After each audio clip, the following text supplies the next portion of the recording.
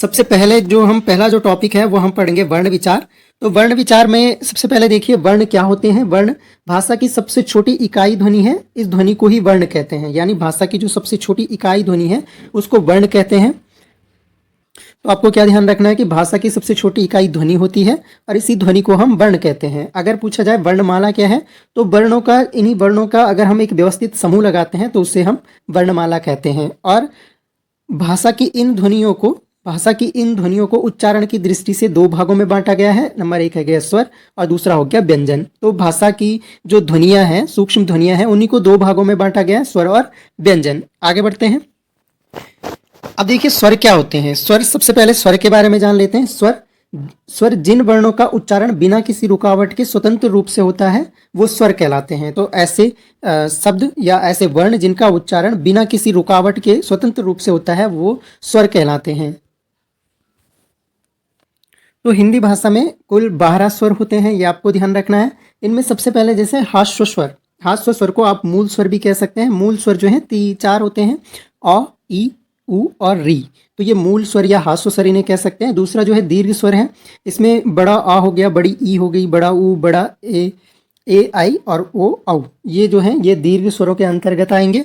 इसके अलावा एक प्लुप्त स्वर होता है। प्लुप्त स्वर जो जिनमें एक थोड़ा सा आवाज़ लंबी हो जाती है, यानी थोड़ा सा लंबा खींच के बोला जा सकता है, जैसे ओम हो गया। ये क्या है, एक तरह से प्लुप्त स्वर का उदाहरण है।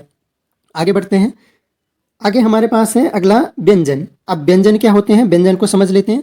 जिन वर्णों का उच्चारण करते समय स्वर की सहायता ली जाती है, यानी ये वे ध्वनियां हैं जो उच्चारण के लिए अन्य ध्वनि या अन्य ध्वनि बोल सकते हैं या अन्य स्वर की सहायता लेनी पड़ती है, वो व्यंजन कहलाते हैं। और व्यंजन के प्रकार देखिए, व्यंजन जो है 3 प्रकार के होते हैं मुख्य रूप से। सबसे पहला स्पर्श व्यंजन, फिर अंतस्थ व्यंजन और ऊष्म व्यंजन। तो सबसे पहले देख लेते हैं हम स्पर्श व्यंजन किससे कहते हैं। तो स्पर्श व्यंजन की अगर हम बात करें तो स्पर्श व्यंजन वे व्यंजन होते हैं जिनके उच्चारण में जीभ और निचला होंठ जो है उच्चारण का स्पर्श करके वायु को रोकता है। तो उच्चारण के स्थान पर इनको अलग अलग 5 वर्गों में बांटा गया है। इसमें का वर्ग हो गया, चा वर्ग हो गया, टा वर्ग हो गया, ता वर्ग हो गया और पा वर्ग हो गया। पूछ लेता है इस तरह का जो कोई वर्ण दे देगा, यानी कोई आपको व्यंजन लिख के दे देगा और बोलेगा कि इसका उच्चारण स्थान के आधार पर बताइए। तो क वर्ग जो है वो कंठ है, यानी क, ख, ग, घ, ग जो है ये कंठ है, यानी इनका उच्चारण जो है कंठ से होता है। और चा वर्ग जो है ये तालव्य है, क्योंकि तालव्य जो है ये तालु से जीभ टकराती है, तो इसलिए चौ, छ, जौ, झ और य जो हो गए ये तालव्य हो गया। और टा वर्ग जो हो गया ये पूरा मूर्धन्य होता है। मूर्धन्य का मतलब ये है कि जीभ जो है मुड़ जाती है, मूर्धन्य यानी ट, ठ, ड, ढ, इसमें जीभ मुड़ जाती है। और दंत जिनमें दांत को छूता है, यानी जीभ जो है दांतों को टच करती है, जैसे त, थ, द, ध और ना। आप उच्चारण के हिसाब से बोलते हुए इसको वैसे भी कर सकते हैं और बहुत इंपॉर्टेंट होता है, यहाँ से क्वेश्चन पूछा जाता है। और प, फ, ब, भ इनमें देखिए आपके होंठ बंद हो रखे हैं, तो ये ओष्ठ हो गया। तो ये 5 वर्ग जो है का वर्ग, चा वर्ग, टा वर्ग, ता वर्ग और पा वर्ग, और इनके उच्चारण स्थान भी आपको ध्यान रखने हैं। आगे बढ़िए, आगे हम देखते हैं। और दूसरा जो व्यंजन का प्रकार है वो है अंतस्थ व्यंजन। तो अंतस्थ व्यंजन वे व्यंजन होते हैं जिनका उच्चारण स्वर और व्यंजन का मध्यवर्ती होता है, यानी इन व्यंजनों में श्वास का अवरोध जो है बहुत कम होता है। यानी अगर हम य बोल रहे हैं तो श्वास का अवरोध बहुत कम हो रहा है, तो य, रा, ला और व इसके उदाहरण हो गए अंतस्थ व्यंजन। ये आपको ध्यान रखने हैं। तीसरा जो होता है ऊष्म व्यंजन होता है। और ऊष्म व्यंजन वे व्यंजन होते हैं, इनको आप संघर्षी व्यंजन भी कह सकते हैं। इनके उच्चारण में विशेष रूप से क्या होता है, श्वास का घर्षण होता है, यानी जो हम श्वास यूज करते हैं बोलने में, उस श्वास का घर्षण होता है। देखिए जैसे श, श, श और हा, तो इनके उच्चारण में क्या हो रहा है, श्वास का घर्षण हो रहा है, तो इनको हम ऊष्म व्यंजन कहते हैं। अगला देखते हैं।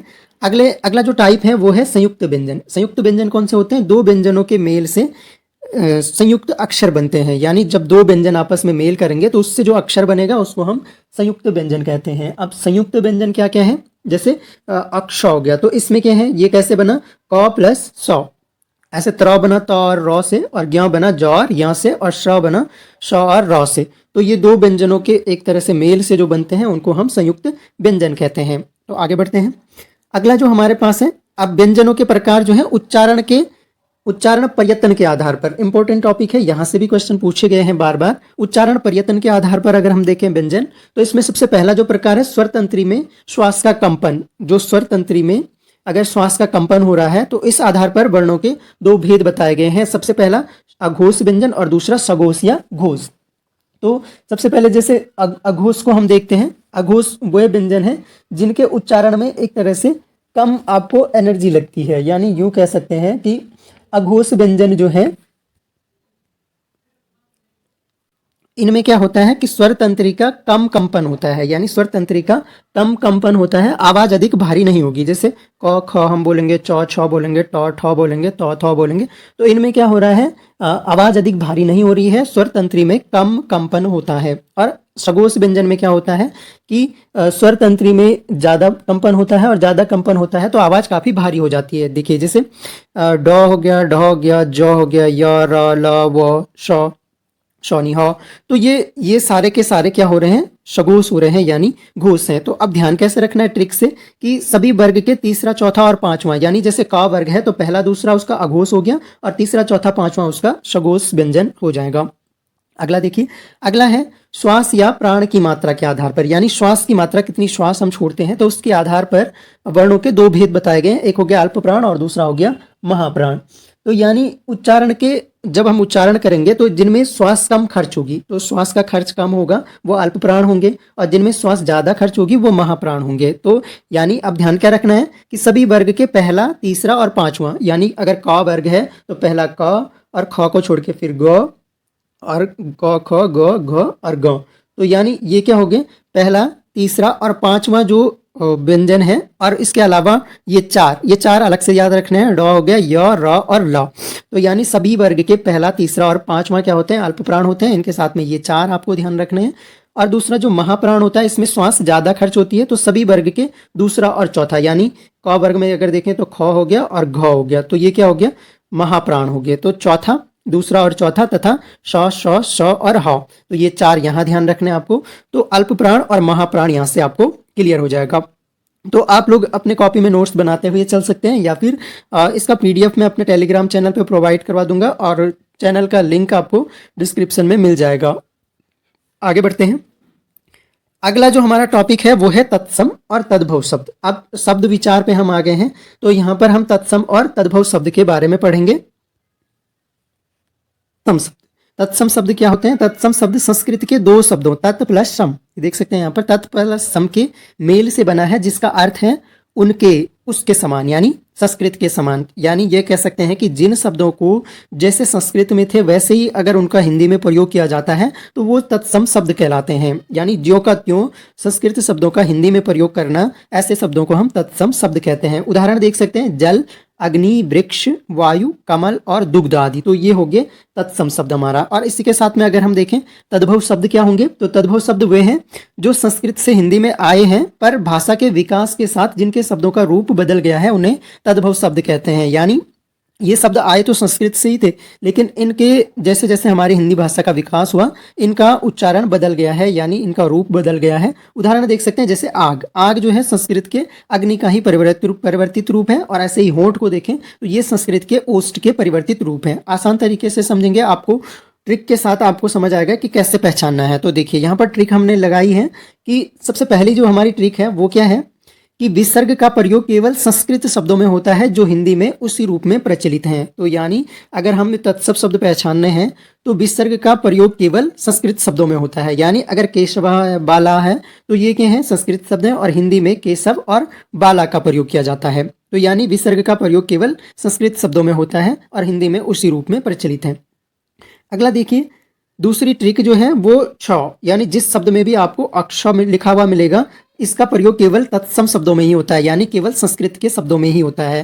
तो यानी अगर शिक्षा हो गया, शिक्षक हो गया, क्षत्रिय हो गया, क्षति हो गया, नक्षत्र हो गया, तो ये सारे क्या शब्द हो जाएंगे, तत्सम शब्द हो जाएंगे। इनको आप पहचान सकते हैं। ऐसे ही आप देखिए निम्नलिखित शब्दों में तत्सम शब्द है, तो तत्सम छांटना है तो हमने बोला जिसमें भी ये वर्ड आएगा तो यानी क्षीण जो हो जाएगा इसमें से तत्सम शब्द हो जाएगा।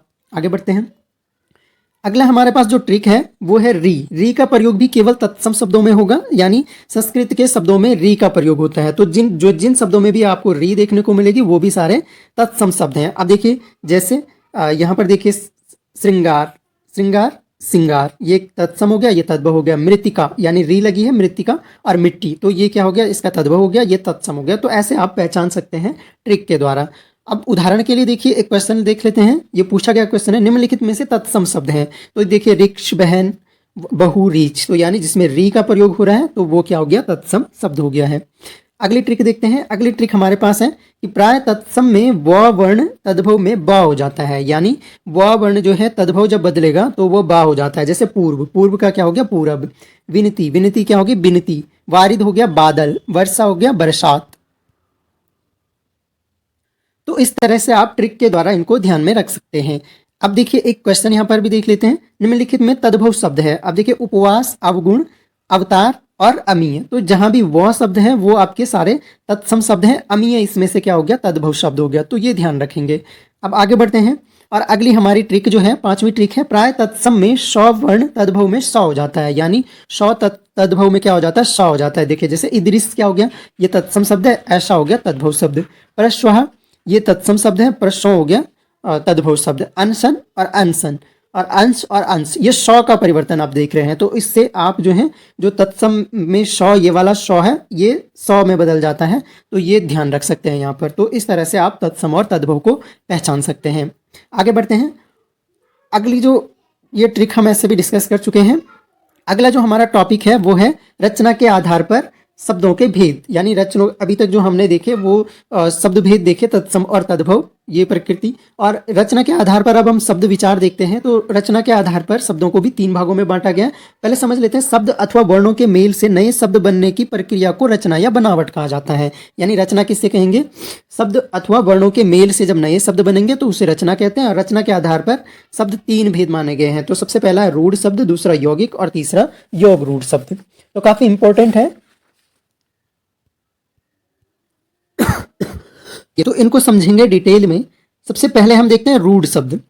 तो रूढ़ शब्द क्या होते हैं, रूढ़ शब्द ऐसे शब्द होते हैं जो वर्णों के योग से बने हैं, यानी परंपरा में चले आ रहे हैं, जिन्हें खंडों में विभाजित भी नहीं किया जा सकता, रूढ़ शब्द कहलाते हैं। यानी एक तरह से स्वतंत्र अवस्था में अगर इनके वर्णों को आप अलग करेंगे तो इन अलग अलग वर्णों का कोई अलग अलग अर्थ नहीं निकलता। जैसे रात, रात क्या है, रात का मतलब है कि रात है, रात्रि का समय है। सुबह, सुबह हो गई, ऐसे में तो इनका अर्थ है। लेकिन अगर आप इन वर्णों को अलग अलग करेंगे, र प्लस ता, तो इस र का भी अलग कोई अर्थ नहीं है, त का भी अलग कोई अर्थ नहीं है। यानी रूढ़ शब्द वे शब्द हैं जो क्या है, अलग अलग करने पर कोई स्पष्ट अर्थ नहीं दिखाते हैं। जैसे कमल भी हो गया, तो क और म और ल अगर अलग अलग ये कोई अर्थ नहीं देते हैं, लेकिन कमल के रूप में ये अपना एक स्पष्ट अर्थ देते हैं। तो ये शब्द कहलाते हैं रूढ़ शब्द।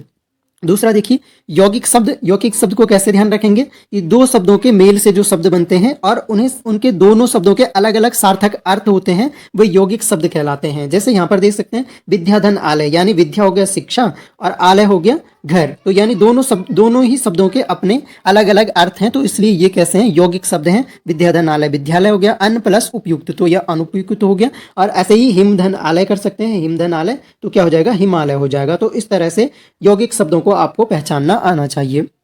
अगला जो तीसरा टाइप है वो है योग रूढ़ शब्द। अब योग रूढ़ शब्द आपको इतना मुश्किल नहीं पड़ेगा याद रखने के लिए। इसमें सीधे ये ध्यान रखना है कि जो यौगिक शब्द इस विशेष अर्थ का बोध होता है, यानी योग रूढ़ शब्द ऐसे शब्द हैं जो यौगिक तो होते हैं परंतु किसी सामान्य अर्थ नहीं बताते हैं, बल्कि उसका कुछ विशेष प्रकार का अर्थ होता है। जैसे पंकज, पंकज हम यूज करते हैं कमल के लिए। ऐसे ही गिरिधर कृष्ण के अर्थ में, दशानन रावण के अर्थ में। तो यानी ये विशेषता होती है बहुब्रीहि समास की। तो जिन शब्दों में भी आपको लगे कि ये बहुब्रीहि समास इस शब्द में है, यानी किसी तीसरे अर्थ को बता रहा है, तो वो शब्द कैसे होंगे, योग रूढ़ शब्द होंगे। जैसे पंकज कमल के लिए, तो गिरिधर हो गया कृष्ण के लिए, दशानन हो गया रावण के अर्थ में। तो इस तरह से आप जो है, राजकुमार हो गया, तो राजकुमार राजा का बेटा, इस तरह से, तो वो भी क्या हो जाएंगे, आपको एक तरह से योग रूढ़ शब्द हो जाएंगे, जो किसी तीसरे की विशेषता बताता हूँ।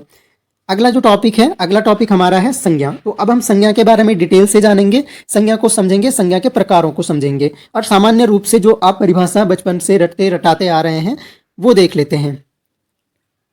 जिन शब्दों से किसी व्यक्ति, वस्तु, स्थान या भाव का बोध होता है उन्हें हम संज्ञा कहते हैं। तो किसी प्राणी, चीज, वस्तु या जिन शब्दों से भी इन चीजों का बोध होता है उसे हम संज्ञा कहते हैं। और संज्ञा के भेद हम देख लेते हैं। संज्ञा के मुख्य रूप से 3 भेद होते हैं, व्यक्तिवाचक संज्ञा, जातिवाचक संज्ञा और भाववाचक संज्ञा। इसके अलावा 2 भेद जो आप प्रचलित हैं वो भी आपको ध्यान रखना है। एक हो गया समूहवाचक संज्ञा और ये चौथा हो गया समूहवाचक संज्ञा, और पांचवा आपका हो जाता है द्रव्यवाचक संज्ञा। आएंगे ये इसी के अंदर, तो ये आपको ध्यान रखने हैं। तो मुख्य रूप से संज्ञा के 3 भेद हैं, और अगर ओवरऑल पूछा जाए तो 5 भेद आप बता सकते हैं।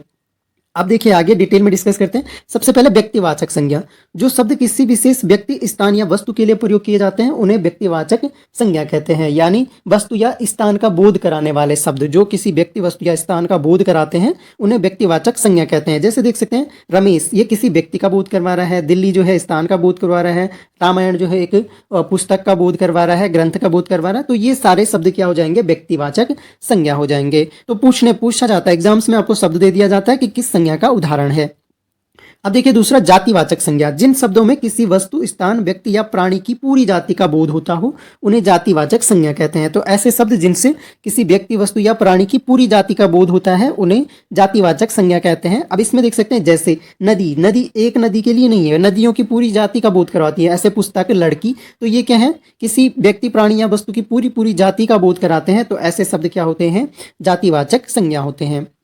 अब आगे देखिए, आगे हमारे पास है जातिवाचक संज्ञा के 2 उपभेद भी हैं, ये ध्यान रखना है। ये जो है समूहवाचक और द्रव्यवाचक, ये जातिवाचक संज्ञा के ही 2 भेद हैं। तो सबसे पहले समूहवाचक और दूसरा द्रव्यवाचक, इनको भी समझ लेते हैं। समूहवाचक संज्ञा उससे कहेंगे जो शब्द किसी पूरे समूह का बोध करवाता है। जैसे कक्षा हो गया, दल हो गया, सेना हो गया, गिरोह हो गया। ये क्या करवा रहे हैं? पूरे के पूरे समूह का बोध करवा रहे हैं। अब कोई गिरोह है तो उसमें एक व्यक्ति तो होगा नहीं, बहुत सारे लोगों का गिरोह होगा। ऐसे ही सेना में बहुत सारे ऑफिसर्स होंगे। ऐसे ही दूसरा जो है वो है द्रव्यवाचक संज्ञा। जो शब्द किसी द्रव्य यानी पदार्थ का बोध करवाते हैं उन्हें द्रव्यवाचक संज्ञा कहते हैं। जैसे हो गया रुई हो गया, चावल हो गया, ऊन हो गया, सोना हो गया, दूध हो गया। ये सब क्या है? द्रव्यवाचक संज्ञा के उदाहरण है। आगे बढ़िए, आगे देखिए व्यक्तिवाचक संज्ञा का जातिवाचक संज्ञा के रूप में प्रयोग। कभी कभी क्या होता है कि व्यक्तिवाचक संज्ञा का जातिवाचक संज्ञा के रूप में प्रयोग किया जाता है। आप देखिए ये इंपॉर्टेंट है, इंपॉर्टेंट एग्जांपल है, ये आप ध्यान रख सकते हैं। जैसे देश में कितना भी भ्रष्टाचार हो पर हरिश्चंद्र की कमी नहीं है। यानी देश में कितना भी भ्रष्टाचार हो, हरिश्चंद्र एक तरह से क्या है? उपाधि है इस तरह की, क्योंकि सत्यवादी हरिश्चंद्र थे। तो ये कहा गया है कि देश में कितना भी भ्रष्टाचार हो गया, आज भी जो है एक तरह से सत्यवादियों की कमी नहीं है। यानी हरिश्चंद्र एक क्या हो गया? जातिवाचक संज्ञा का उदाहरण हो गया। धन की लालच में आज भी कुछ लोग जयचंद बन जाते हैं। तो जयचंद यानी जो धोखा देने वाले व्यक्ति होता है, जयचंद के बारे में आपने पढ़ा होगा। तो जयचंद भी क्या हो गया? एक जातिवाचक संज्ञा का उदाहरण हो गया। आगे देखिए जातिवाचक संज्ञा का व्यक्तिवाचक संज्ञा के रूप में प्रयोग। अब देखिए जैसे महात्मा जी ने देश को सत्य और अहिंसा का पाठ पढ़ाया। तो अब देखो महात्मा एक जाति है, महात्मा बहुत सारे लोगों के लिए प्रयोग कर सकते हैं। अब महात्मा जी यहाँ पर क्या है? केवल एक व्यक्ति के लिए प्रयोग किया जा रहा है व्यक्तिवाचक संज्ञा के रूप में। यानी महात्मा गांधी जी ने क्या किया? देश को सत्य और अहिंसा का पाठ पढ़ाया। तो यहाँ पर जातिवाचक संज्ञा का प्रयोग जो है व्यक्तिवाचक संज्ञा के रूप में हो रहा है। ऐसे ही नेताजी ने आजाद हिंद फौज का नेतृत्व किया। तो नेताजी तो कोई भी हो सकता है, लेकिन यहाँ पर क्या? एक व्यक्ति यानी नेताजी सुभाष चंद्र बोस के लिए प्रयोग किया जा रहा है कि उन्होंने क्या किया? आजाद हिंद फौज का नेतृत्व किया। तो यहाँ पर क्या हो रहा है? जातिवाचक संज्ञा का व्यक्तिवाचक संज्ञा के रूप में प्रयोग किया गया है। आगे बढ़ते हैं। अब तीसरा जो हमारा टाइप है वो है भाववाचक संज्ञा। अब जिन शब्दों से किसी गुण, स्थिति, दशा या भाव का बोध हो उसे भाववाचक संज्ञा कहते हैं। इंपॉर्टेंट है, एग्जांपल से समझ लीजिए। जैसे एकता हो गया, बुढ़ापा हो गया, दुखी हो गया, हंसी हो गया, आनंद हो गया। ये सब क्या है? भाव है या दशा है या स्थिति है या किसी का गुण है। तो उनको हम कहेंगे भाववाचक संज्ञा। अब देखिए भाववाचक संज्ञा की रचना कैसे होती है। जैसे मानव से बना मानवता। अब मानव तो एक शब्द है, मानवता क्या हो गया? भाववाचक संज्ञा हो गया। ऐसे ही मित्र से मित्रता, पशु से पशुता, स्त्री से स्त्रीत्व, इंसान से इंसानियत, सुंदर से सुंदरता। ये हो गए भाववाचक संज्ञा के उदाहरण हो गए। कैसे रचना होती है? जैसे मानव से मानवता हो गया, स्त्री से स्त्रीत्व हो गया। आगे बढ़ते हैं। अब हमारा जो अगला टॉपिक है वो हम डिस्कस कर लेते हैं। आखिरी हमारा ये टॉपिक रहेगा सर्वनाम। तो सर्वनाम जो कि हम परिभाषा हमेशा से ही पढ़ते आए हैं, सर्वनाम की परिभाषा हम पढ़ते आए हैं कि सर्वनाम किससे कहते हैं? वे शब्द जो संज्ञा के स्थान पर प्रयोग किए जाते हैं। यानी सामान्यतः हम क्या कहते हैं कि जिन शब्दों का प्रयोग संज्ञा के स्थान पर होता है उन्हें हम सर्वनाम कहते हैं। आप देखते हैं सर्वनाम जो है अगर देखा जाए तो सर्वनाम के भेद हम देख लेते हैं। सर्वनाम के 6 भेद हैं। कौन कौन से? पहली बात तो ये ध्यान रखना है, कभी कभी सिंपल क्वेश्चन दे देता है कि सर्वनाम के कितने भेद होते हैं। तो सर्वनाम के 6 भेद होते हैं। कौन कौन से होते हैं? पुरुषवाचक सर्वनाम, निश्चयवाचक सर्वनाम, अनिश्चयवाचक सर्वनाम, निजवाचक सर्वनाम। निजी नहीं होगा, ये निज होगा। निजी भी पढ़ोगे तो कोई समस्या उसमें नहीं रहेगी। संबंधवाचक सर्वनाम और प्रश्नवाचक सर्वनाम। अब हम इनको डिटेल में देख लेते हैं कि कौन कहां पर कैसे प्रयोग होता है।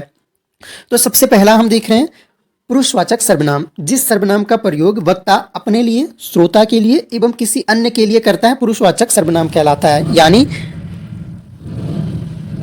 यानी कोई प्रयोग जो है, कोई शब्द का प्रयोग वक्ता जो है अपने लिए कर रहा है, जैसे मैं, और श्रोता के लिए कर रहा है तुम, या हम किसी अन्य के लिए कर रहा है उससे, तो इस तरह के शब्दों को हम क्या कहेंगे, पुरुषवाचक सर्वनाम कहेंगे।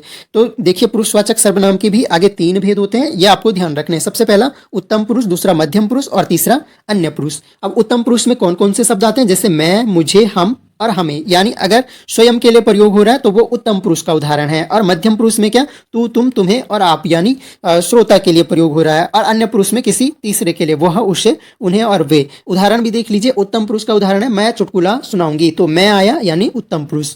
तुम क्या कर रहे हो, तो तुम आया, मध्यम पुरुष। वह कहाँ चला गया, तो वह आया, ये हो गया अन्य पुरुष। तो पुरुषवाचक सर्वनाम के 3 भेद होते हैं, उत्तम पुरुष, मध्यम पुरुष और अन्य पुरुष। उदाहरण सहित हमने देखा। आगे बढ़ते हैं। दूसरा हमारे पास है निश्चयवाचक सर्वनाम, और ये इंपॉर्टेंट है। ये वर्ड्स आपको ध्यान रखने, यह, ये, वह और वे, यानी इन शब्दों से क्या होता है, निकट या दूर का निश्चयात्मक बोध होता है, उन्हें निश्चयवाचक सर्वनाम कहते हैं। यानी ऐसी जिनसे एक निश्चितता का बोध होता है कि निश्चित ही वो मेरा है। यानी कि कोई वस्तु अगर मैं बोलूं कि यह पेन मेरा है या यह कलम मेरी है, तो वो क्या होगा, निश्चित बोध हो रहा है कि यह कलम जो है मेरी है। तो निश्चयात्मक बोध होता है, उसे निश्चयवाचक सर्वनाम कहते हैं। उदाहरण देख सकते हैं, यह मेरी पुस्तक है और वह मेरा मित्र है। वह होगा, वह मेरा मित्र है। तो ये क्या है, निश्चय, निश्चय है, यानी वे भी हो सकता है, वे मेरे मित्र हैं। तो वो ये क्या है, निश्चित बता रहा है कि वे मेरे ही मित्र हैं। तो ये क्या हो गया, निश्चयवाचक सर्वनाम हो गया। दूसरा देखिए अनिश्चयवाचक सर्वनाम। इसमें क्या, कोई, कुछ, कहीं। ये आपको कीवर्ड्स ध्यान रखने हैं। जहां भी आपको कोई, कुछ, कहीं, यानी अनिश्चितता है, फिक्स नहीं है कि यानी जिन सर्वनाम शब्दों का प्रयोग किसी अनिश्चित वस्तु, व्यक्ति या स्थान के लिए किया जाता है, उसे अनिश्चयवाचक सर्वनाम कहते हैं। जैसे मुझे कुछ खाना चाहिए, कुछ शब्द का प्रयोग हुआ है, कुछ खाना चाहिए। तो कुछ एकदम फिक्स नहीं है कि कितना खाना चाहिए, क्या चाहिए, कुछ खाना चाहिए। तो ये क्या हो गया, अनिश्चयवाचक सर्वनाम। वह अचानक कहीं चला गया, कहीं पता ही नहीं हमें कि कहाँ गया, कहीं चला गया, इसलिए वो क्या है, अनिश्चयवाचक सर्वनाम है। अगला प्रकार देखते हैं, निजवाचक। निजवाचक आ रहा है, निजवाचक सर्वनाम। इसमें क्या, ये निज यानी पर्सनल है, ये एक तरह से स्वयं के लिए, खुद के लिए, अपने आप के लिए जो प्रयोग होता है, तो वो क्या होता है, निजवाचक सर्वनाम होता है। यानी परिभाषा देख लीजिए, जिन सर्वनाम शब्दों का प्रयोग कर्ता के साथ अपनेपन का बोध कराने के लिए किया जाता है, निजवाचक सर्वनाम कहलाते हैं। जैसे इस सवाल का हल अपने आप निकालो, तो क्या आया, अपने आप आया। तो क्या हो गया, निजवाचक सर्वनाम। वह सारी बात खुद समझ जाएगा, तो खुद भी आया, तो वो क्या हो गया, निश्चयवाचक सर्वनाम है। या यह कार्य स्वयं करो, तो वो भी क्या हो गया, निश्चयवाचक सर्वनाम हो गया। और अगला जो हमारे पास है वो है संबंधवाचक सर्वनाम। तो ये तो आसान है, वैसे, जो, वो, जो, सो, इस तरह का शब्दों का प्रयोग होगा, तो वो क्या हो जाएगा, जो एक दूसरे शब्द से संबंध दर्शाता हो, तो संबंधवाचक सर्वनाम। यानी जिन सर्वनाम शब्दों द्वारा वाक्य में प्रयुक्त अन्य सर्वनाम शब्दों से संबंध दर्शाया जाता है, उसे संबंधवाचक सर्वनाम कहते हैं।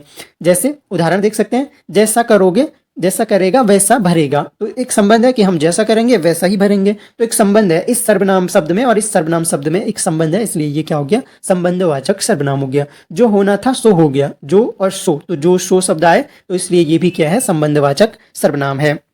आगे बढ़ते हैं।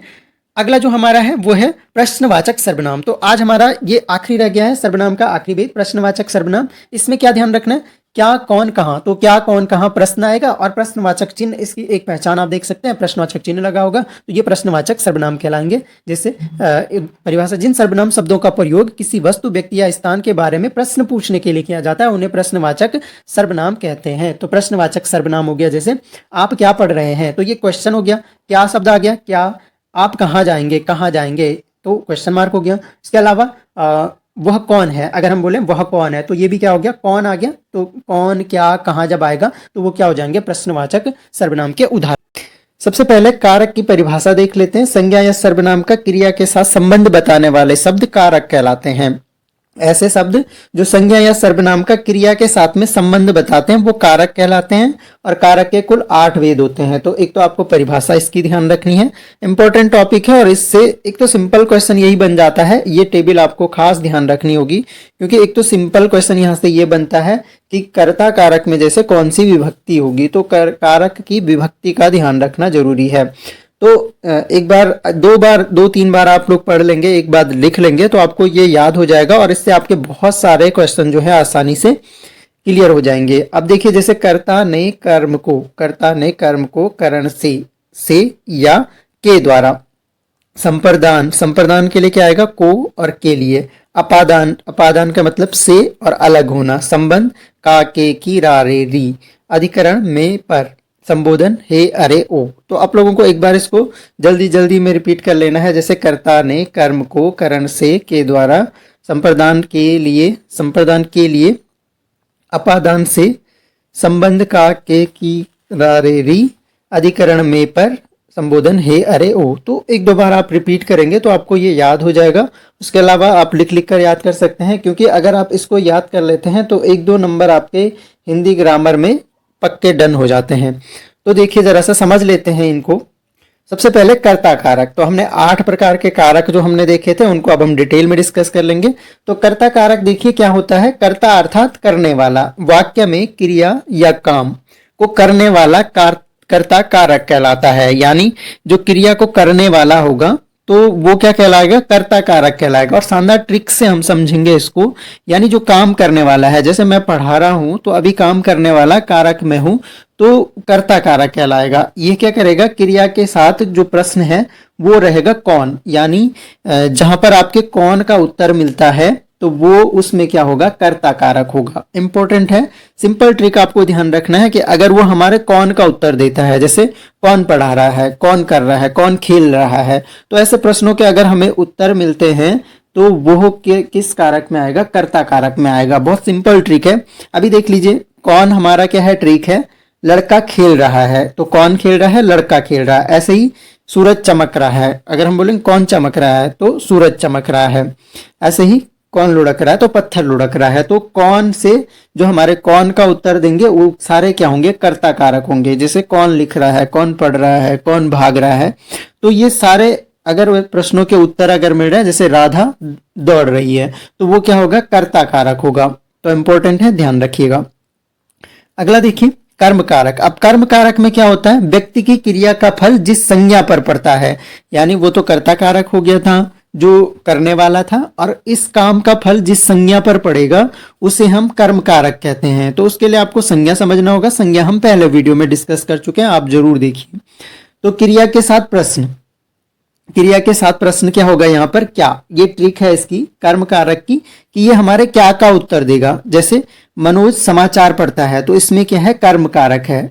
कौन सा कारक है, कर्म कारक, क्योंकि इस क्रिया के फल का प्रभाव किस पे पड़ रहा है, संज्ञा पर पड़ रहा है। यानी इसका फल जिस संज्ञा पर पड़ रहा है, तो मनोज पर पड़ रहा है। क्या मनोज क्या करता है, क्या पढ़ता है, समाचार पढ़ता है। ऐसे ही मनीष ने मनोज को पुस्तक दी, तो मनीष ने मनोज को पुस्तक दी, तो फल किस पे पड़ रहा है,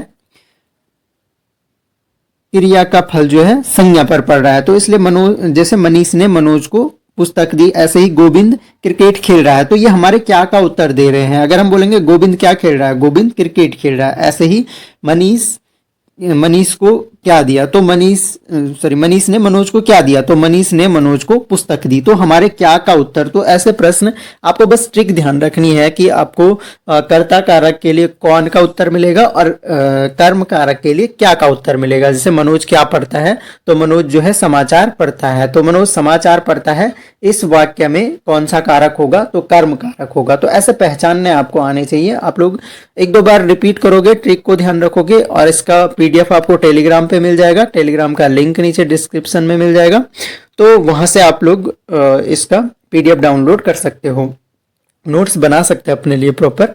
अब तीसरा जो हमारा है वो है करण कारक। करण का अर्थ है साधन। करण का अर्थ क्या है, साधन, अर्थात जिस साधन द्वारा क्रिया की जाती है उसे करण कारक कहते हैं। अब जिस साधन द्वारा, जिसके द्वारा क्रिया की जा रही है, तो साधन का संबंध होगा करण कारक से। जैसे ट्रिक क्या है, क्रिया के साथ प्रश्न कैसे, किससे। तो हमने पढ़ा था ऊपर, कर्ता ने कर्म को करण से, तो यानी से इसमें क्या होगा, कनेक्टिंग वर्ड्स होगा। अभी देखिए जैसे देख लीजिए, मैं साइकिल से बाजार गया, तो कैसे बाजार गया, साइकिल से, या किससे बाजार गया, तो साइकिल से बाजार गया। ऐसे ही आजकल ईमेल के द्वारा भी समाचार भेजे जाते हैं, यानी किसके द्वारा भेजे जाते हैं, या समाचार कैसे भेजे जाते हैं, तो आजकल ईमेल के द्वारा भेजे जाते हैं। उसने किताब नौकर के द्वारा भिजवाई, तो जहां पर हमारे क्रिया के साथ कौन सा प्रश्न होगा, कैसे या किससे होगा, ठीक है। और वहां पर कौन सा कारक होगा हमारा, करण कारक होगा। तो करण कारक कहाँ पे होता है? जहां पर किसे और किससे जैसे प्रश्न का उत्तर। ये ट्रिक है आप लोगों को ध्यान रखने के लिए। अगर प्रश्न आपको लगे कि क्या पूछ रहा है, जैसे मैं साइकिल से बाजार गया, तो हम समझ सकते हैं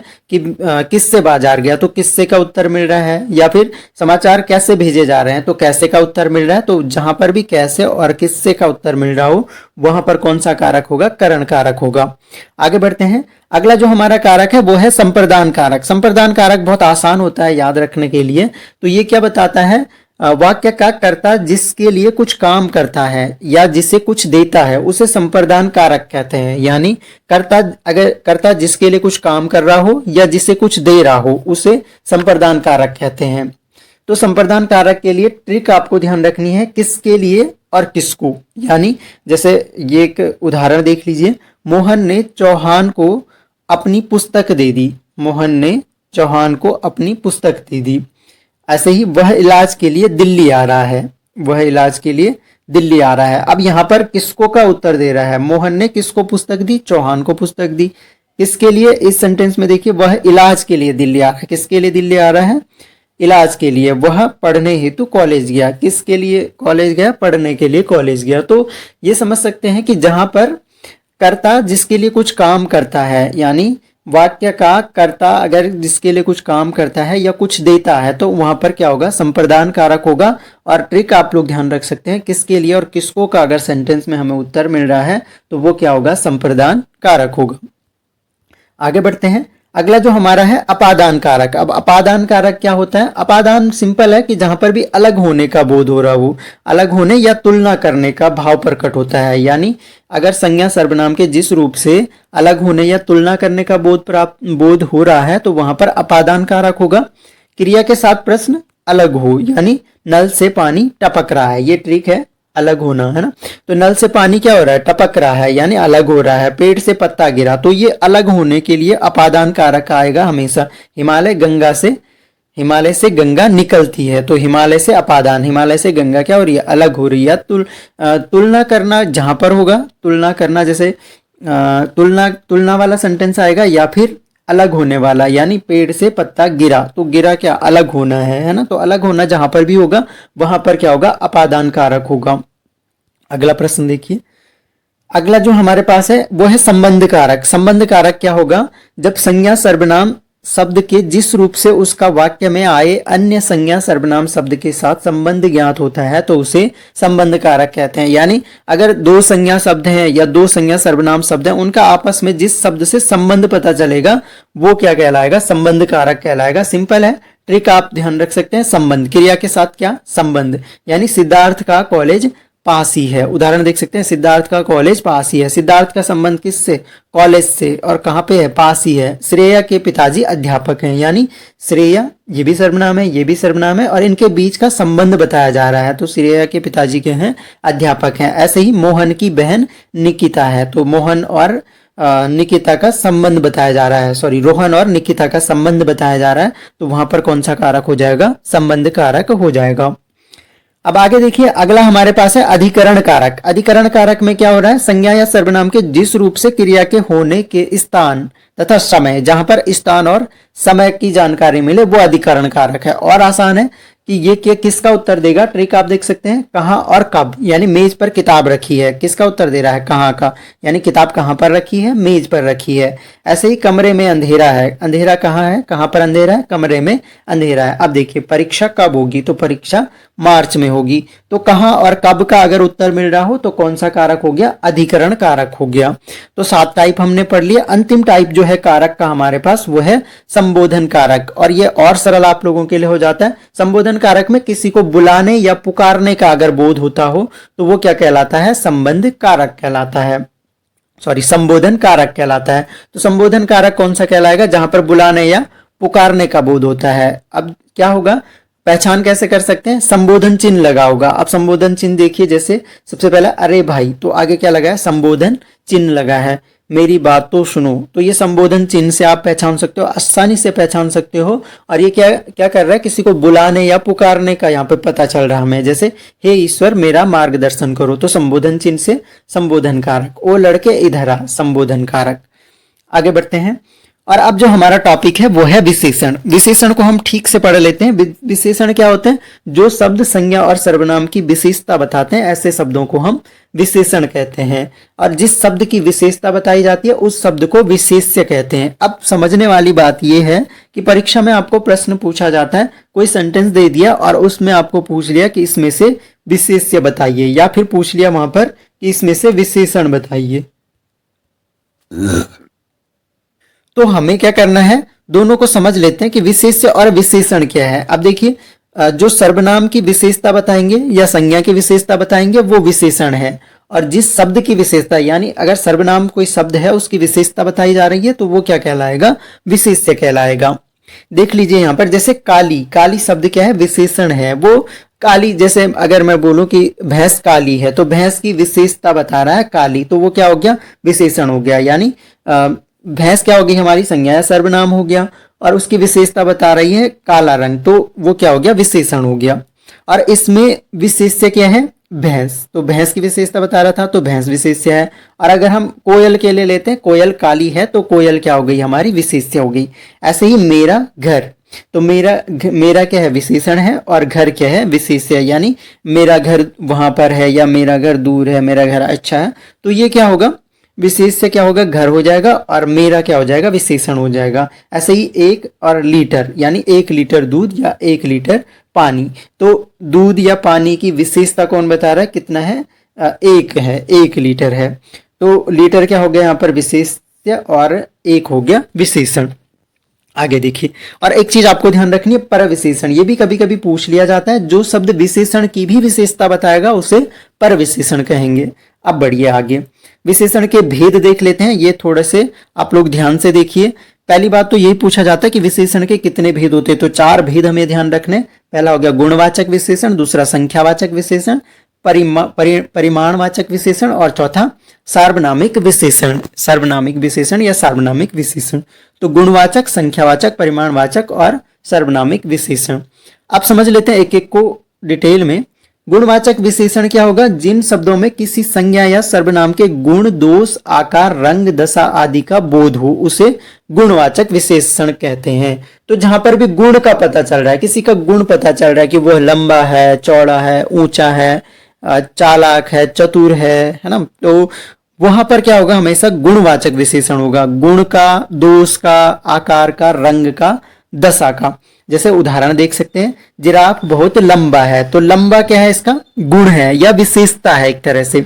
और लोमड़ी बहुत चालाक है, तो ये भी क्या है? इसके गुण है। तो इन दोनों यहाँ पर लंबा और चालाक शब्द क्या बता रहे हैं? इनके गुण का बोध करवा रहे हैं, इसलिए लंबा और चालाक शब्द क्या होंगे? गुणवाचक विशेषण के उदाहरण होंगे। अब बढ़िए आगे, अगला हमारे पास है संख्यावाचक विशेषण। संख्यावाचक विशेषण में आपको ध्यान रखना है कि जो संज्ञा और सर्वनाम की निश्चित संख्या का बोध हो तो वहां पर वो शब्द क्या कहलाएंगे? हमारे संख्यावाचक विशेषण कहलाते हैं। आसान सा है, जैसे कविता 8वीं कक्षा में पढ़ती है, तो इस शब्द से क्या? उसकी कक्षा का स्पष्ट बोध हो रहा है कि 8वीं कक्षा में पढ़ती है। ऐसे ही सप्ताह में 7 दिन होते हैं, तो संख्या का बोध हो रहा है, निश्चित संख्या का बोध हो रहा है, तो ये क्या हो गया? संख्यावाचक विशेषण के उदाहरण होते हैं। अब यहाँ पर एक खास बात ध्यान रखनी है कि ये भी 2 टाइप के होंगे, एक तो निश्चित संख्यावाचक और दूसरा अनिश्चित संख्यावाचक। निश्चित संख्यावाचक समझ लीजिए, जिन विशेषण शब्दों में निश्चित संख्या का बोध होता है। जैसे बाहर 4 कुर्सियां रख दो, तो संख्या क्या है? फिक्स है कि 4 कुर्सियां रखनी है। ऐसे ही हमारी कक्षा में 35 छात्र हैं, तो 35 छात्र फिक्स हैं कि हमारे पास 35 छात्र हैं, तो ये संख्या फिक्स है, 35 से 37 नहीं है, केवल 35 हैं। ऐसे ही 4 कुर्सियां रखने का मतलब 4 कुर्सियां रखनी, यानी निश्चित संख्या का बोध हो रहा हो तो वो निश्चित संख्यावाचक विशेषण हो जाएगा। इसका दूसरा अगर देखें तो अनिश्चित संख्यावाचक, जहां पर निश्चित संख्या का बोध नहीं होगा वो अनिश्चित संख्यावाचक विशेषण हो गया। जैसे कुछ दिन बाद हमारी छुट्टियां हैं, तो कुछ दिन बाद छुट्टियां हैं, तो कुछ दिन, कुछ क्या है यहाँ पर? एक निश्चित संख्या तो नहीं बता रहा, कितने दिन बाद भी छुट्टियां हो सकती है, 5, 7, 8, तो फिक्स नहीं है, इसलिए ये क्या है? अनिश्चित संख्यावाचक विशेषण है। अगला देखते हैं, अगला जो है वो है परिमाणवाचक विशेषण। यह भी इंपॉर्टेंट है। परिमाणवाचक यानी जो विशेषण शब्द संज्ञा शब्द की मात्रा अथवा परिमाण बताते हैं, यानी मात्रा बताते हैं। जैसे यह साड़ी 6 मीटर की है, यानी 6 मीटर क्या बता रहा है, मात्रा बता रहा है या परिमाण बता रहा है कि कितने साड़ी कितनी है, 6 मीटर लेंथ है उसकी। ऐसे ही बाजार से 4 लीटर घी ले आओ, तो 4 लीटर घी ले आना क्या बता रहा है, परिमाण बता रहा है या मात्रा बता रहा है, घी की मात्रा बता रहा है कि इतना लाना है। और इसके भी सेम जो है संख्यावाचक की तरह ही दो भेद होते हैं। ये भी क्या होगा, निश्चित परिमाणवाचक और अनिश्चित परिमाणवाचक। निश्चित में क्या होगा, जिन शब्दों में निश्चित संख्या का बोध होता हो, जैसे 3 किलो आटा, ऐसे ही 5 लीटर दूध, तो निश्चित संख्या का बोध हो रहा है, तो ये निश्चित परिमाणवाचक हो गया। ऐसे ही अनिश्चित परिमाणवाचक में क्या होगा, जिनमें निश्चित संख्या का बोध नहीं होता है, जैसे घर में बहुत सब्जी है, सब्जी है लेकिन बहुत है, तो निश्चित पता नहीं चल रहा हमें कि कितनी सब्जी है। अब देखिए अगला जो हमारे पास है चौथा, वो आ गया सार्वनामिक विशेषण। अब सार्वनामिक विशेषण क्या होता है ये समझ लेते हैं हम। सार्वनामिक विशेषण जो किसी सर्वनाम का प्रयोग संज्ञा की विशेषता बताने के लिए किया जाता है। अगर सर्वनाम का प्रयोग कहाँ किया जा रहा है, संज्ञा की विशेषता बताने के लिए किया जा रहा है, तो वो क्या हो जाएगा, सार्वनामिक विशेषण हो जाएगा। उदाहरण देख सकते हैं, वह घर मेरा है, तो घर की विशेषता बता रहा है, कौन सा घर, वह घर मेरा है, तो ये किसकी विशेषता बता रहा है, संज्ञा की विशेषता बता रहा है, तो इसलिए ये क्या हो गया, सार्वनामिक विशेषण हो गया। ऐसे ही मेरा विद्यालय बहुत बड़ा है, तो विद्यालय की विशेषता बता रहा है, तो यहां पर क्या हो गया, सार्वनामिक विशेषण हो गया। अब यहां पर यह ध्यान रखना है कि विशेषण की अवस्थाएं होती हैं जब दो या दो से अधिक वस्तुओं, व्यक्तियों या स्थानों की तुलना करके एक से दूसरे को श्रेष्ठ या बुरा बताया जाता है, तो वो क्या कहलाएगा, विशेषण की अवस्थाएं कहलाएगी। या तो हम क्या करते हैं, दो या दो से अधिक वस्तुओं, स्थानों की तुलना करके एक दूसरे को श्रेष्ठ या बुरा, हम बोलेंगे कि ये वाली वस्तु श्रेष्ठ है, ये बुरी है, तो वहां पर अवस्थाएं काम में आएंगी। यह तुलनात्मक विशेषण का प्रयोग किया जाता है, तो यहाँ पर कौन सा विशेषण का प्रयोग किया जाता है, तुलनात्मक विशेषण का प्रयोग किया जाता है। और तुलना के आधार पर विशेषण की 3 अवस्थाएं मानी जाती हैं। अब ये तीनों अवस्थाएं हमें समझनी है, एक तो मूल अवस्था हो गई, उत्तर अवस्था हो गई और उत्तम अवस्था हो गई। अब मूल अवस्था को देख लीजिए। मूल अवस्था में क्या होता है, इस अवस्था में किसी वस्तु, व्यक्ति या स्थान की सामान्य विशेषताएं बताई जाती है। जैसे रचना प्रतिभाशाली है, तो रचना कैसी है, प्रतिभाशाली है, तो ये मूल अवस्था है। इसमें क्या, किसी भी व्यक्ति, वस्तु या स्थान की अगर हम विशेषता बता रहे हैं, जैसे दिल्ली सुंदर शहर है या दिल्ली प्रदूषित शहर है, तो दोनों सेंटेंस में हम क्या कर रहे हैं, दिल्ली की विशेषता बता रहे हैं, तो स्थान की सामान्य विशेषता बता रहे हैं, तो वो क्या है, एक तरह से मूल अवस्था हो जाएगी। उत्तर अवस्था में क्या होगा, जब क्या करेंगे, दो व्यक्ति अथवा वस्तुओं के लिए प्रयुक्त विशेषणों में तुलना की जाएगी। जैसे माया आस्था से ज्यादा परेशान है, या फिर माया आस्था से ज्यादा लंबी है, या माया आस्था से ज्यादा भारी है। तो ऐसी विशेषता बताने के लिए जब दो व्यक्तियों या दो वस्तुओं के बीच में विशेषणों की हम तुलना कर रहे हैं, तो ऐसी स्थिति को कहेंगे हम उत्तर अवस्था। और तीसरी अवस्था है उत्तम अवस्था। उत्तम का मतलब सर्वश्रेष्ठ, यानी अगर हम विशेषणों में तुलना ऐसे कर रहे हैं कि सबसे श्रेष्ठ को निकाल रहे हैं, यानी विशेषणों के पूर्व सबसे कम, सबसे ज्यादा, सर्वाधिक का प्रयोग किया जाता है ऐसे विशेषणों में। जैसे तेजस्वी कक्षा में सबसे होशियार है, या दूसरा सेंटेंस क्या हो सकता है, तेजस्वी सबसे कमजोर है। तो दोनों ही सेंटेंस में क्या है, उत्तम अवस्था है, यानी या तो सबसे अधिक की बात करेगा, या सबसे कम की बात करेगा, या सर्वाधिक की बात करेगा। तो ये हो गई 3 अवस्थाएं, मूल अवस्था, उत्तर अवस्था और उत्तम अवस्था। अब देखिए अगला जो हमारा टॉपिक है, अब हम पढ़ लेते हैं क्रिया को। तो क्रिया जो है इंपॉर्टेंट टॉपिक है हमारा, इसको हम अब बहुत डिटेल में पढ़ने वाले हैं। बने रहिए आखिरी तक, बहुत हेल्पफुल आपके लिए ये वीडियो रहने वाला है। तो सामान्य रूप से हमें परिभाषा पता है कि किसी काम को करने या होने का बोध कराने वाले शब्दों को हम क्रिया कहते हैं। कोई भी ऐसे शब्द जो किसी काम को करने या होने का बोध कराते हो। तो क्रिया जो है, अगर हम देखें, कर्म के आधार पर क्रिया के 2 भेद होते हैं। दूसरा जो टाइप होता है वो संरचना के आधार पर होता है, तो हम दूसरा टाइप भी पढ़ेंगे डिटेल में। तो पहले हम शुरू कर लेते हैं कर्म के आधार पर क्रिया के 2 भेद। एक होता है अकर्मक क्रिया और दूसरा होता है सकर्मक क्रिया। अब देखिए जरा सा, सबसे पहले अकर्मक क्रिया को देखिए, इजी ट्रिक से समझेंगे हम इसको भी। जिस क्रिया का फल कर्म पर ना पड़कर कर्ता पर पड़ता है, यानी ऐसी क्रिया जिस क्रिया का फल जो है कर्म पर नहीं पड़ेगा बल्कि कर्ता पर पड़ेगा, तो वो क्या कहलाएगा, अकर्मक क्रिया कहलाएगा। ट्रिक क्या है, ट्रिक आपको ध्यान रखनी है, कौन, किसे, किसने। अगर ये 3 शब्द आपको देखने को मिले तो आप समझ जाइए कि उदाहरण किसका है, अकर्मक क्रिया का। पहचानने को आता है एग्जाम में कि इस सेंटेंस में क्रिया बताइए अकर्मक है या सकर्मक है। जैसे बच्चे हंस रहे हैं, तो कौन हंस रहा है, बच्चे हंस रहे हैं। तान्या सो रही है, कौन सो रही है, तान्या सो रही है। कौन, किसे और किसने का उत्तर मिलेगा, तो अकर्मक क्रिया का उदाहरण है। देखिए दूसरा जो है सकर्मक क्रिया। सकर्मक क्रिया में क्या होगा, यहाँ पर वहां पर तो कर्ता पर पड़ता है, यहाँ पर कर्म पर पड़ता है, यानी क्रिया का फल किस पर पड़ता है, कर्म पर पड़ता है। और ट्रिक यहाँ पर क्या, किसको, तो 2 शब्द यहाँ पर ध्यान रखने, क्या और किसको। जैसे रानी ने काम कर लिया, तो रानी ने क्या कर लिया, काम कर लिया। ऐसे ही ड्राइवर गाड़ी चला रहा है, ड्राइवर क्या चला रहा है, गाड़ी चला रहा है। विशाल पतंग उड़ा रहा है, विशाल क्या उड़ा रहा है, पतंग उड़ा रहा है। तो इस तरह से अगर क्या और किसको शब्द का उत्तर आपके सेंटेंस में मिल रहा है तो वहां पर कौन सी क्रिया हो जाएगी, सकर्मक क्रिया हो जाएगी। तो आसान सी भाषा में हम समझ रहे हैं, बहुत आसान है कि अगर आपको क्या और किसको का उत्तर मिल रहा है, कर्म पर फल पड़ रहा है, रीना ने काम कर लिया, तो रीता ने क्या कर लिया, काम कर लिया, तो काम हो गया है एक तरह से। तो वहां पर क्या फल पड़ रहा है, फल किस पर पड़ रहा है, कर्म पर पड़ रहा है। क्रिया का फल जो है कर्म पर पड़ रहा है, तो वो क्या कहलाएगा, सकर्मक क्रिया कहलाएगी। और आसानी से पहचान सकते हैं, अगर क्या और किसको का उत्तर मिल रहा है तो वो सकर्मक क्रिया हो जाएगी। अब देखिए सकर्मक क्रिया आपको आगे देखनी है। सकर्मक क्रिया 2 प्रकार की होती है। इसमें क्या 2 प्रकार की कौन कौन से, एक कर्मक क्रिया और द्विकर्मक क्रिया। एक कर्मक क्रिया का मतलब ये है कि जिसमें केवल एक कर्म होगा। अगर केवल एक कर्म है तो क्या होगा, एक कर्मक क्रिया हो गई। और अगर क्या होगा, 2 कर्म होंगे तो द्विकर्मक क्रिया हो गई। पहले एक कर्मक क्रिया के उदाहरण देख लीजिए। पिताजी अखबार पढ़ रहे थे, ऐसे ही मजदूर पुल बना रहे हैं। तो यहाँ पर क्या है, कर्म एक है, तो एक कर्म है तो इसलिए एक कर्मक क्रिया हो गई। ऐसे ही अगर द्विकर्मक क्रिया को देखें तो द्विकर्मक क्रिया जिस क्रिया के 2 कर्म होते हैं उसे द्विकर्मक क्रिया कहेंगे। जैसे माली पौधों को पानी से सींच रहा है, तो माली पौधों को पानी से, तो 2 कर्म होंगे तो द्विकर्मक क्रिया। नर्स रोगी को कोई दवा खिला रही है, को होना चाहिए बीच में, नर्स रोगी को कोई दवा खिला रही है, तो यहां पर भी क्या है, 2 कर्म है तो इसलिए द्विकर्मक क्रिया के उदाहरण हो गए। अब देखिए हमने एक टाइप पढ़ा, कर्म के आधार पर हमने क्रिया को पढ़ा, अकर्मक और सकर्मक क्रिया। अब जो ज्यादा इंपॉर्टेंट है यानी ज्यादा डीप थोड़ा एग्जाम्स में क्वेश्चन पूछे जाते हैं तो वो आप लोगों को समझना है यहाँ पर प्रयोग या संरचना के आधार पर, यानी जो संरचना में भाग लेते हैं शब्द, संरचना किस टाइप से अगर शब्द की हुई है तो उस आधार पर क्रिया के भेद हम पढ़ेंगे।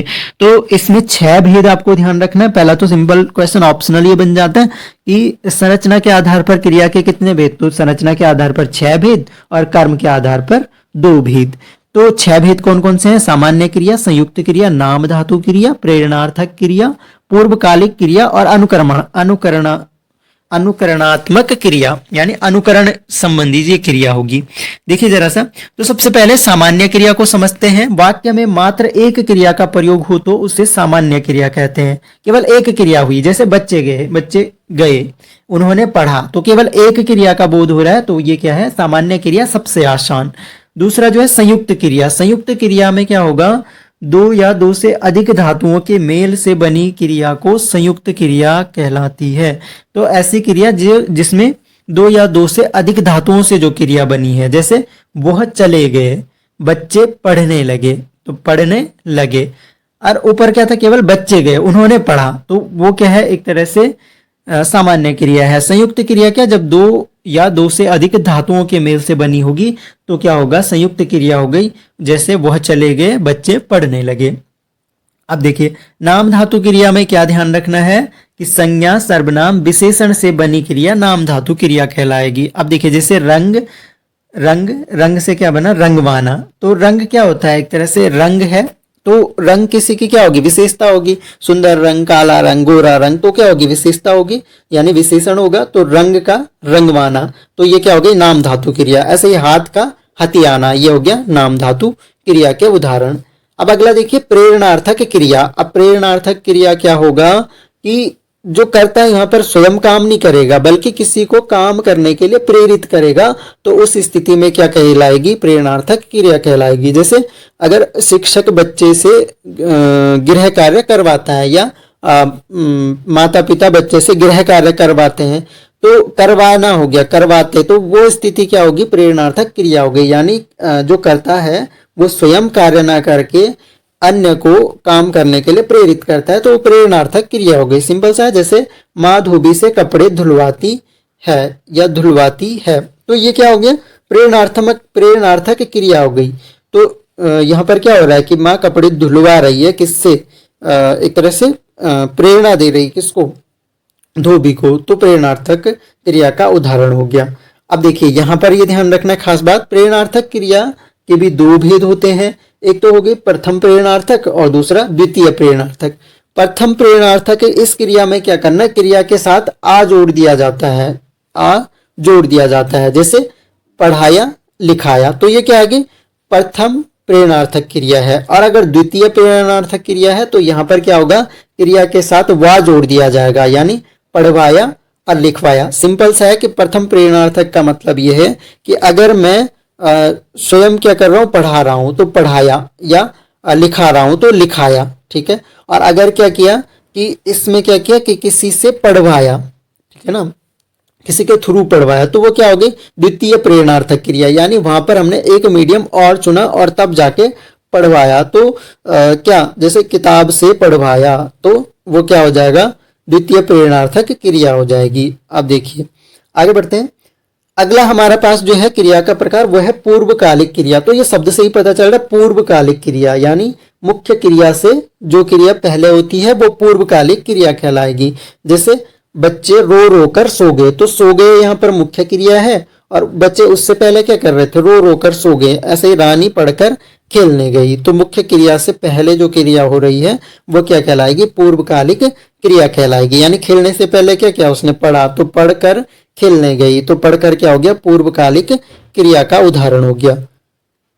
ऐसे ही हमारे पास अगला है अनुकरणात्मक क्रिया। तो अनुकरणात्मक क्रिया यानी अनुकरण का मतलब होता है नकल करना, एक तरह से जिनसे मतलब वैसे ही हूबहू उतारना। यानी अनुकरणात्मक क्रिया क्या होगी, धातु से बनी, अनुकरणात्मक धातु से बनी क्रियाएं अनुकरणात्मक क्रियाएं कहलाती हैं। जैसे कुछ शब्द होते हैं, जैसे बड़बड़, तो इनका कुछ विशिष्ट अर्थ नहीं होता है, लेकिन बड़बड़ से क्या बन गया, बड़बड़ाना, हिन हिन से हिनीनाना, तिल मिल से तिल मिलाना, तो इस तरह के शब्द क्या कहलाएंगे, अनुकरणात्मक क्रिया के उदाहरण होंगे। आगे बढ़ते हैं, और अगला और लास्ट हमारा जो इम्पोर्टेंट आज का टॉपिक है वो है विराम चिन्ह। तो यहाँ पर विराम चिन्ह के बारे में हम डिस्कस करेंगे। तो विराम चिन्ह क्या होते हैं, सबसे पहले विराम चिन्ह हम किसे कहेंगे, जब हम भाषा लिखते हैं या वर्तनी लिखते हैं तो वहाँ पर हमें भाषा को स्पष्ट रूप से समझने के लिए, सही जगह पे ठहराव के लिए और भाषा का सही अर्थ हमें समझ आए, तो बीच बीच में हमें क्या करना होता है, रुकना होता है, रुक रुक कर पढ़ना होता है। जैसे हम सफ़र कर रहे हैं तो बहुत बार क्या होता है कि हमें रुक रुक के चलना होता है, रुक के जा रहे होते हैं, तो बीच में रुकना, यानी ऐसे ही पढ़ते समय जैसे हम बोलते हैं, किसी भाषा को बोल रहे हैं तो बोलते समय हम बीच बीच में एकदम कंटिन्यूअसली नहीं बोलते हैं, बीच में, ताकि भाव ठीक से समझ आ जाए, तो इसलिए थोड़ा सा रुकते हैं। तो इसलिए विराम चिन्हों का प्रयोग किया जाता है। अब विराम चिन्ह हम एक एक विराम चिन्ह को समझेंगे। जैसे सबसे पहला हमारे पास है पूर्ण विराम, पूछे जाते हैं। पहले तो इनके सिंबल आपको जरूर याद रखने हैं, क्योंकि बहुत बार तो सिंबल पहचानने को दे दिए जाते हैं कि यह कौन सा चिन्ह है। तो पूर्ण विराम वाक्य की समाप्ति पर लगाया जाता है। जैसे वाक्य समाप्त होगा, आज तेज धूप है, तो ये सिंपल सा पूर्ण विराम, एक डंडी लगा दी जाती है। कल हम पिकनिक जाएंगे, तो ये तो आसान है।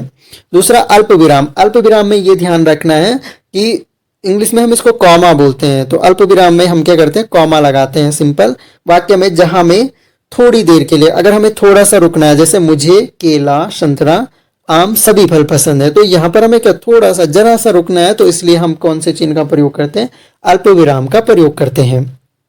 अगला जो चिन्ह है, अगला हमारे पास है अर्ध विराम। अर्ध विराम वह चिन्ह होता है जहां दो वाक्यों का संबंध हो, उनके बीच में अर्ध विराम चिन्ह लगाया जाता है। दो वाक्यों के बीच के संबंध के दिखाने के लिए अर्ध विराम चिन्ह लगाया जाता है। उदाहरण से समझिए, मैंने उसे बहुत समझाया पर वह नहीं माना, तो यानी दोनों वाक्यों के बीच संबंध का पता चल रहा है। दोनों वाक्यों के बीच है कि मैंने उसे समझाया तो बहुत, लेकिन वो समझा नहीं, तो इसके बीच में ये चिन्ह लगा दिया। कौन सा चिन्ह है, अर्ध विराम। ऐसे ही प्रश्नवाचक चिन्ह, ये तो हमेशा वाक्य के अंत में लगेगा, प्रश्न पूछने के लिए प्रश्नवाचक चिन्ह। जैसे आप कहाँ रहते हैं या इस पुस्तक के लेखक कौन है, तो प्रश्नवाचक चिन्ह सबसे आसान है पहचानने के लिए।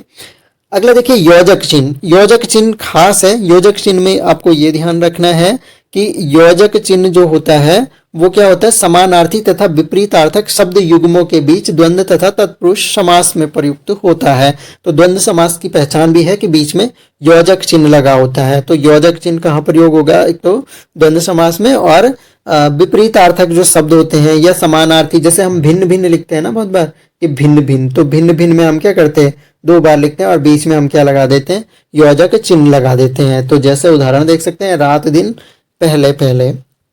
अगला देखिए, विस्मयादि बोधक चिन्ह, ये इंपॉर्टेंट है, यानी जब क्या होगा, हर्ष हो या शोक हो, विस्मय हो, है ना, घृणा हो, तो ऐसे भावों को व्यक्त करने के लिए और क्या करते हैं, इस चिन्ह का प्रयोग किया जाता है। देखिए जैसे ओह कितनी गर्मी है, तो ओह क्या हो गया, एक तरह से विस्मय का बोध हो रहा है, यानी आश्चर्य हो रहा है कि ओह कितनी गर्मी है। तो ये क्या है, एक तरह से विस्मयादि बोधक चिन्ह का उदाहरण है। इसमें भी आपको पूर्ण विराम जैसे बनाना है, नीचे एक डॉट लगा देना है, उफ मेरी उंगली कट गई। तो ये इसके क्या हो गए, उदाहरण हो गए। अगला हमारे पास है निर्देशक चिन्ह। अब आपको कंफ्यूज नहीं होना है निर्देशक चिन्ह और योजक चिन्ह में। योजक चिन्ह हमने पढ़ा था कि 2 शब्दों के बीच में, योजक चिन्ह में अंतर क्या है कि योजक चिन्ह 2 शब्दों के बीच, जैसे अपोजिट शब्द या फिर द्वंद्व समास के शब्द हैं तो उनके बीच लगता है, और निर्देशक चिन्ह कहाँ लगता है, किसी कथन के पहले तथा उदाहरण की ओर संकेत करने के लिए। जैसे अब जैसे मैं बोल रहा हूं तो जैसे, तो हम यहाँ पर भी लगा सकते हैं जैसे के आगे, है ना, या फिर किसी ने कहा, जैसे माँ कहती है क्या, सदा समय पर काम करना चाहिए। तो यहाँ पर अगर ये 2 शब्दों के बीच होता है, अगर माता पिता के बीच हो अगर, तब वहां पर वो क्या होगा, योजक चिन्ह होगा। लेकिन अगर माँ कहती है, माँ का कुछ सेंटेंस है या किसी का कोई कथन है, उसके आगे हमने डैश लगाया, तो वो क्या होगा, निर्देशक चिन्ह होगा।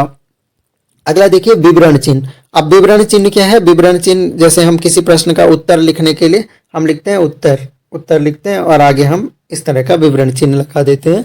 तो जब किसी बात का उदाहरण या उत्तर अगली पंक्ति में देना होता हो, जैसे हम लिख रहे हैं संज्ञा के 3 भेद होते हैं, तो हमने क्या किया, विवरण चिन्ह लगाया। ध्यान से पहचानिए इसको, व्यक्तिवाचक, जातिवाचक और भाववाचक।